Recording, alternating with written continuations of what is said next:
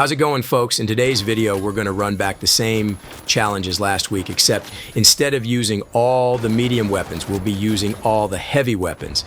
All right, so for those of you who are new to the channel, this is a series where I try out each and every weapon from a particular build and then rank each of the weapons from best to worst based on their PvP performance in the bank it game mode purely off of KD ratio. Now, I know that some of you would prefer an all-rounded ranking, going more in depth into the objective-based performance of the weapons and so on. So just note that this video is meant to rate only how the guns fare in a PvP aspect. In doing this challenge, I will be purposefully trying to extend the duration of each match so that I can pub stomp with the weapons to try and drop as many kills as possible.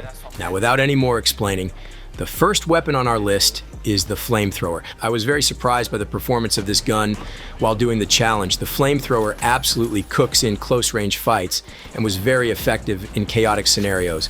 I personally play with a top-rated EU Diamond Heavy who would stand by the opinion that the Flamethrower is a devious weapon in this game and it is very fun to use. I found in the game that I used that the enemies were just scared to face it, and it actually causes them to panic rather than shoot back. Anyways, the obvious flaw is its range, but anyone with a 10 plus IQ knows that you just need to close the distance before engaging. This thing scored us 24 eliminations with only 5 deaths, giving us a 4.8 KD ratio and ranking in at the top of the list for this challenge. I know that's going to surprise some of you Lewis Gun and M60 players, but that's just how the games went for me here. Anyways, moving on to the KS-23 or Slug Shotgun. Very surprised by how this thing performed. I am not a fan of this gun. However, I completely understand its use case, and that's how I used it in the game. It is way too weak up close, in my opinion, especially for a shotgun. But at a distance or even just mid-range, the damage actually holds up. It actually hits for 100 plus damage at far range, but the big downside I found was the accuracy. This is one of the strangest weapons to aim with in the game, and most of the time it feels lucky to actually land shots up close just because of how off-putting the aim down sight are. Anyways, we took 21 kills with 8 deaths, giving us a 2.6 KD ratio and ranking as the 4th best gun on the list. Now, for the most used weapon on heavy and by far the most referred to as meta for this build, we had the Lewis gun. This thing is great. I definitely understand the backing that it gets.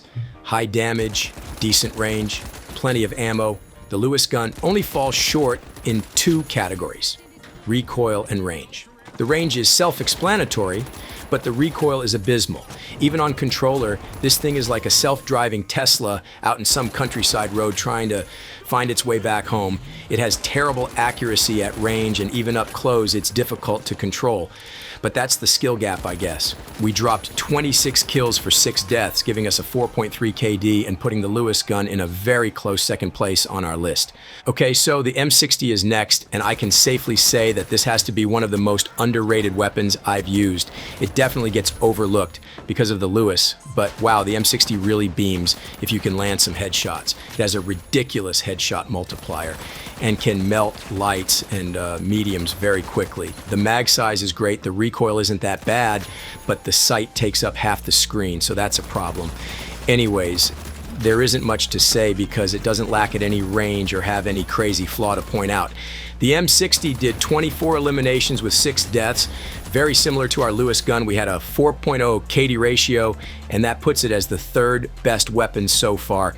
Now the SA-12-16, very overrated in my opinion. I've seen players run this in Diamond Ranked, and they are almost always free big pots when we come across them. I found it very slow to finish kills, and the damage up close always felt just a little too short. I understand that this gun has a rhythm to it, and that takes getting used to, which I could not achieve in one game alone. However, I don't see myself returning to learn that rhythm anytime soon unless it gets the supreme, almighty mega damage buff. This gun got us 23 eliminations and a shocking 10 deaths, leaving us with a 2.3 KD ratio and ranking as the 5th weapon.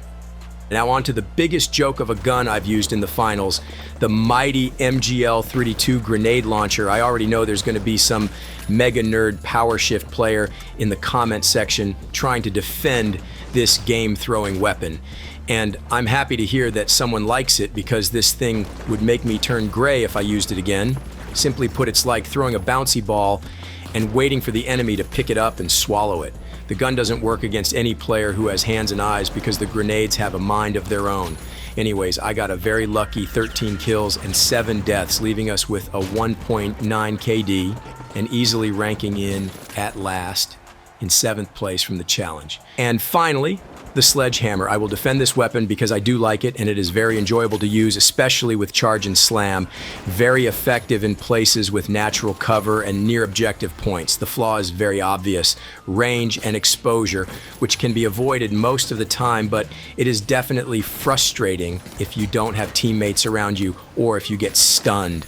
The Sledge managed to pull in 14 kills and 6 deaths, so the KD ratio was 2.3 and unfortunately only ranked as the 6th weapon on the list. Now, looking back at the heavy weapon challenge, there are plenty of good options for all game modes. If you are looking for the best ranked weapons, I would exclusively highlight the Lewis gun as the most viable, but the M60 and Flamethrower also serve a function depending on your team composition. Anyways, I'd love to hear your thoughts or ideas. If you have any, I appreciate the comments on these videos, as it's great to get a discussion going, and I'll do my best to reply if you have any questions. Ratings are appreciated, and don't forget to subscribe if you like this type of content. Thanks for watching. Bye-bye now.